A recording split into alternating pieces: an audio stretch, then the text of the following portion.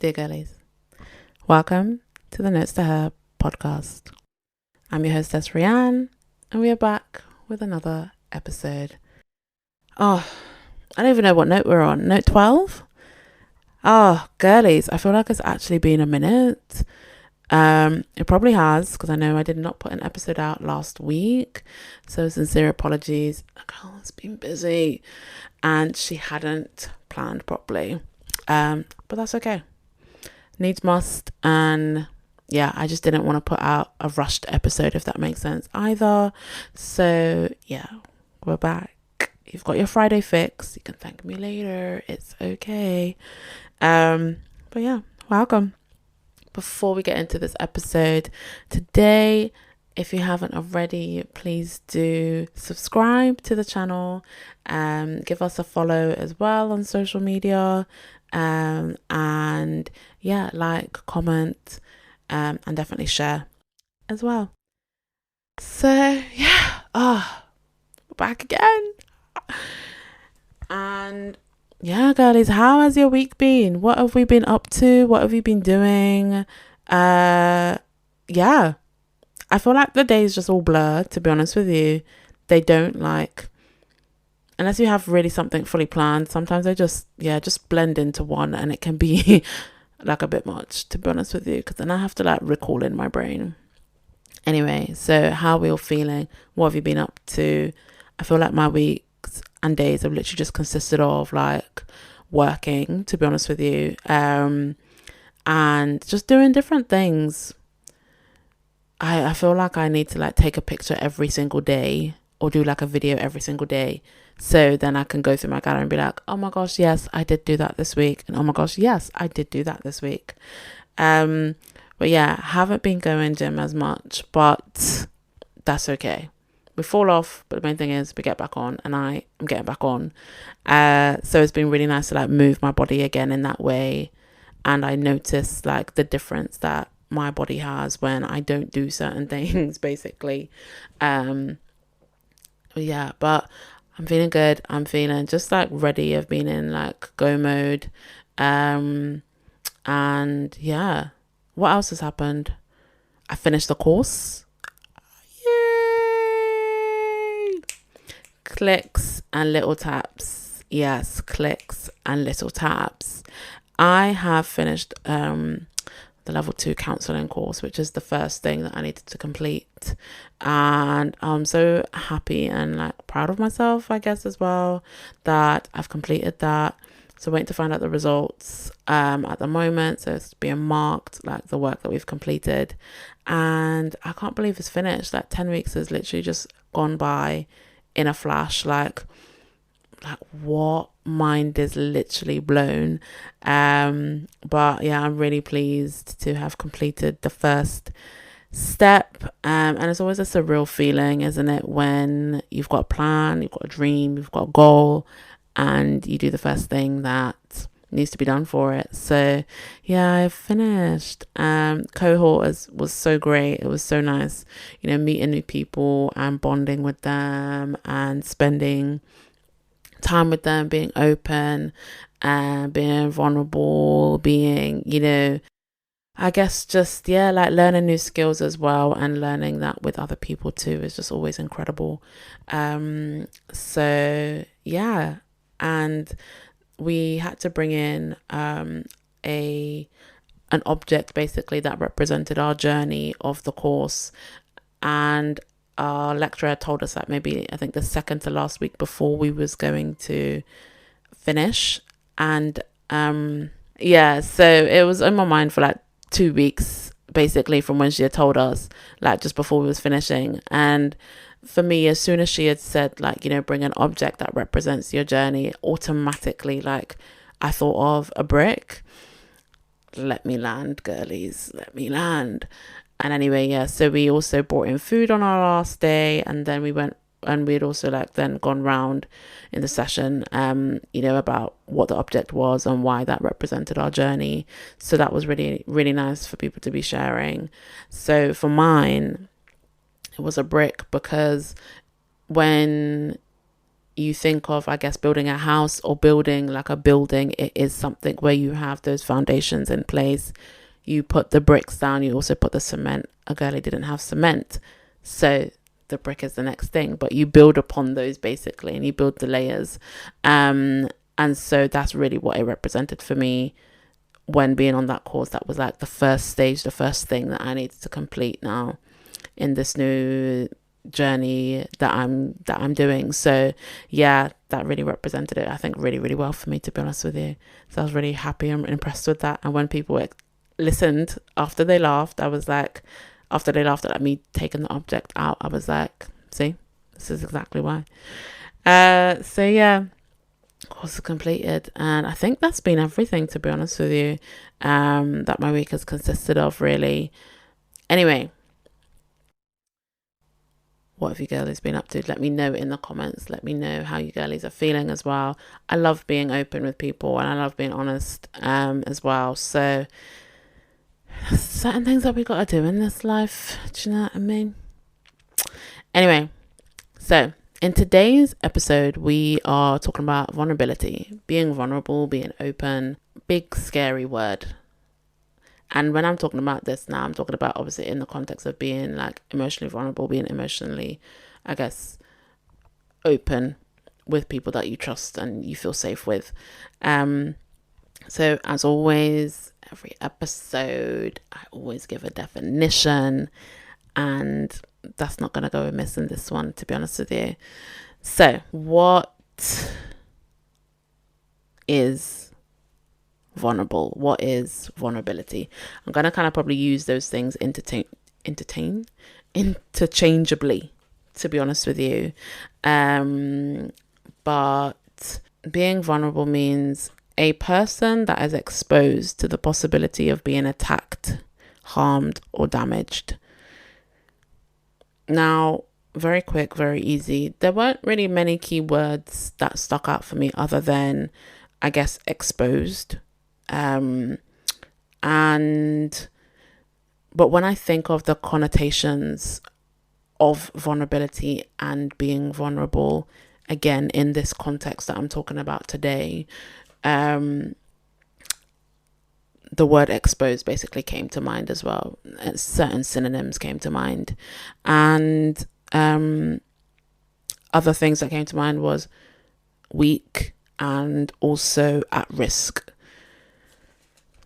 Now, those had always also been my thinking patterns around being vulnerable, being open. And, you know, I've spoken before in previous episodes about how last year was, you know, quite an eye-opening moment and time for me with a lot of things. And I also realized the power of being vulnerable, the power of vulnerability as well. And I'm still beginning to learn and accept that being vulnerable doesn't make you weak.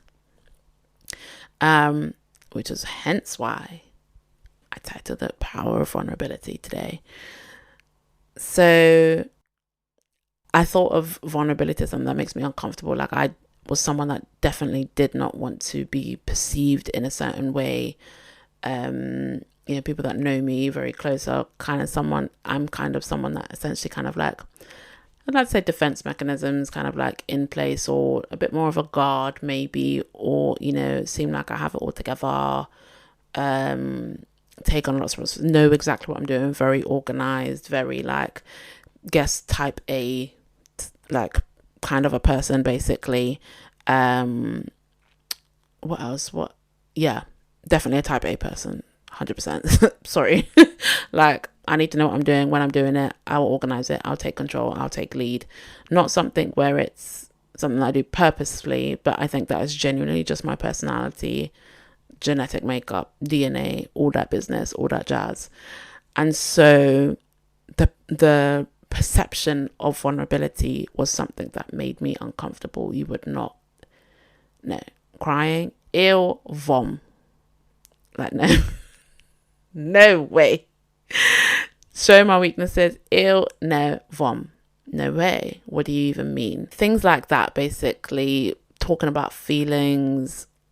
Like, even now I'm uncomfortable. I'm showing discomfort on my face because the prospect of that is so highly, no, And even me sharing this now with you girlies, not even just you girlies, I'm saying it as though it's like a crumb of a corner in the internet, like I'm literally putting my whole business out there, is being vulnerable. Me saying and showing personal stories each episode, and with yourselves, is me being vulnerable, and has definitely shown things in a different light for myself and to myself as well.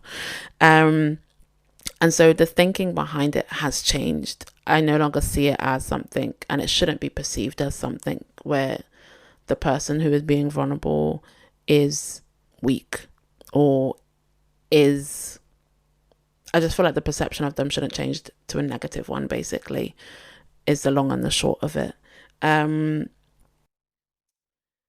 And I think it's something where there's a lot of people that also do the same thing, that the prospect of vulnerability, the prospect of being open, being exposed, quote unquote.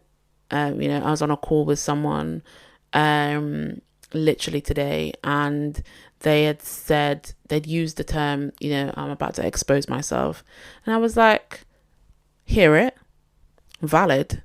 However, if we flip the script and change it into something different, it's just you being open and vulnerable as well, which is such a powerful thing, because getting that off, that is your truth that you want to speak about. And it does help change and flip the script 100%, because once you flip that, it's like, actually, okay, there shouldn't be anything stopping you, basically, from being vulnerable and being open.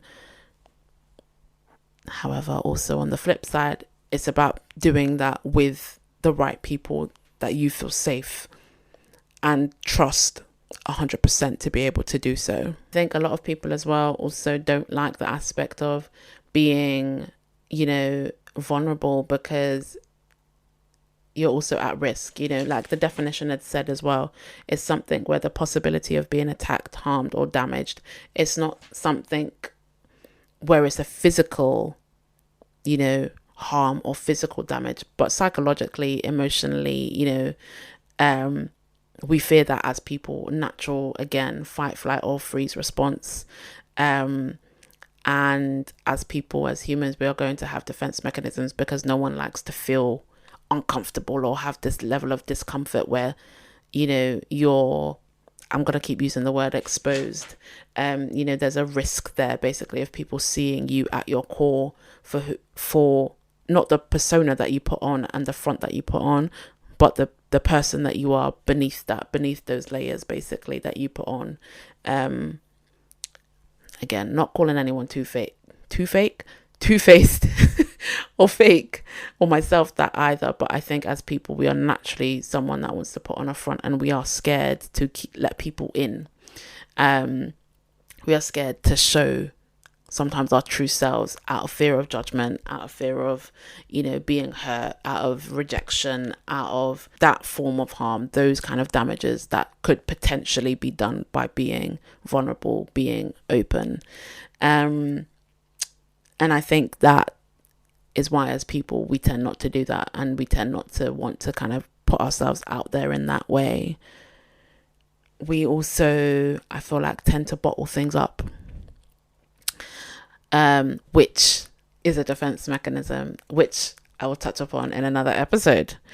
Those things are something that are, I guess, I don't want to expose too much, girlies. I don't want to expose too much, but there is something that would come as a form of a defense mechanism when you are, I guess, younger, in those, or at any stage in life, really. It doesn't even have to be when you're younger, but at those moments where you do feel threatened, or you feel like you're in danger, or things like that, or feel like you are in a vulnerable position to being hurt or rejected or anything like that, you are going to end up instead bottling things up, and not want to expose any of those things. But I think after a while, it kind of like gets to a point, right? So like, as I was saying, for my story about vulnerability, again, still something that I'm getting used to doing, the cracks eventually begin to show.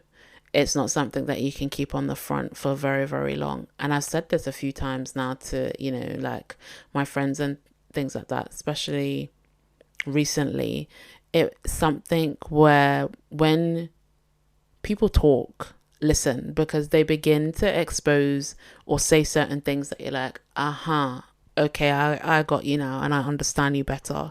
And whether or not they realize it, I think sometimes as well, people can be vulnerable and open despite the conversation not being a very deep, long, big conversation in that way. Yeah, after a while, the cracks begin to show. It also gets tiring, I think, as well, holding things up and bottling them up and keeping things at the surface. I don't know if that's just me, girl. If that is just me, then that's okay. But if it's not, then let me know.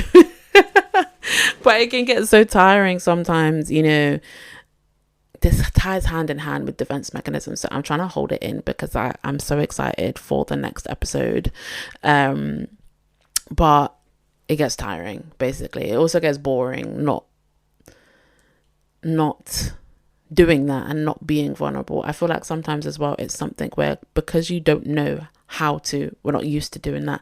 I think as a society, there's also a lot of, I guess, shame, quote unquote, that can come around being that you are fearful of what people are going to say, especially if you do that online and you are more open about it in public spaces and with the public and online on social media as well.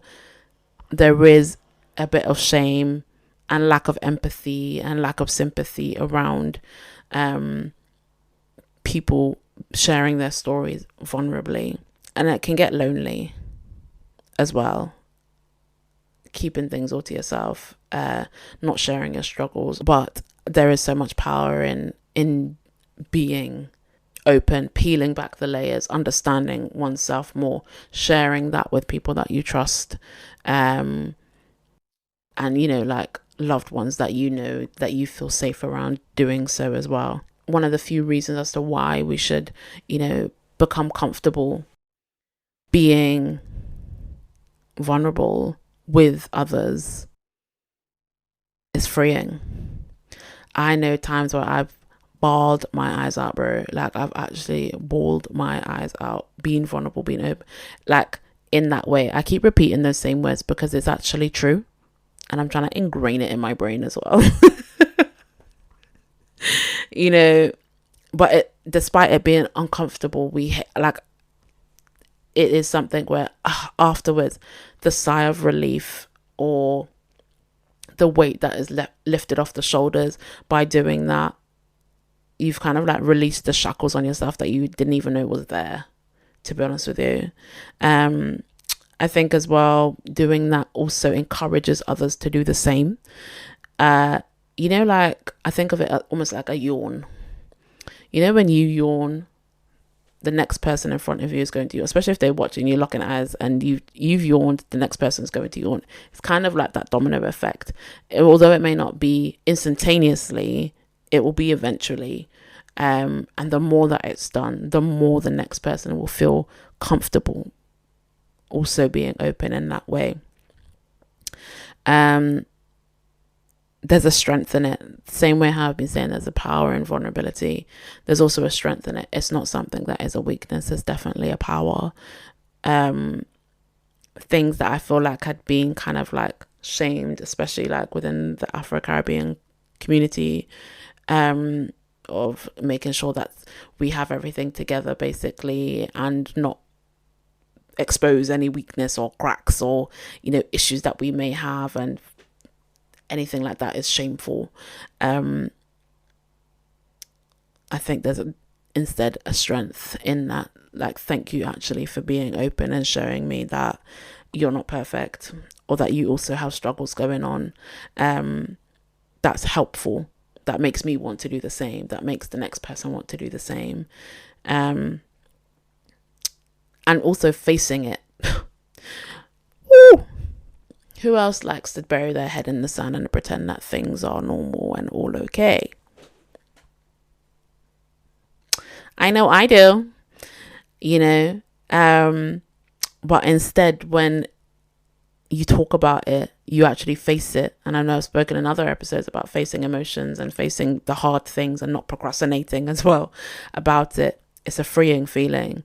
It's actually liberating. It's actually empowering. It's actually strengthening, because now you realize, oh, okay, well, if I can face that and if I can do that, then let me do something else instead that will also help me too. And you get comfortable by doing that too. And then lastly, it helps to build connection. I think maybe I potentially touched on that earlier. But the same way how you're able to get others to do the same, that helps to build the connection, within the friendship or the relationship, and realizing actually, yeah, that person is doing that and I'm able to help them in that way, and vice versa as well. It's amazing what happens when people are able to communicate and be open and, I guess expose themselves in that way in the naked light. It's the same thing as to what I was saying in the previous episode as well about seasons changing, and I use the same kind of terminology. And if you haven't checked that episode out, definitely check that one out as well. That's note 11.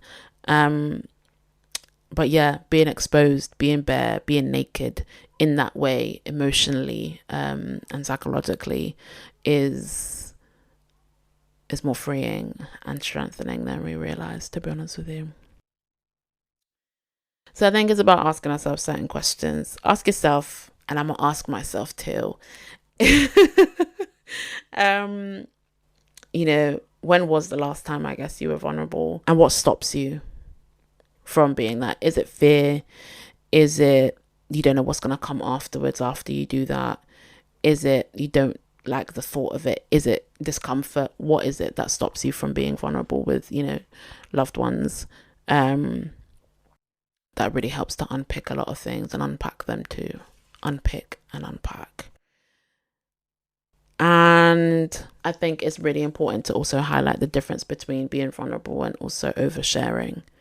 Thin line, don't get me wrong, there's a thin line, girlies, but it's important to do that for sure. I know the difference between them. I feel like oversharing is kind of giving all the nitty gritty details to someone that you wouldn't really go to for advice, or yeah,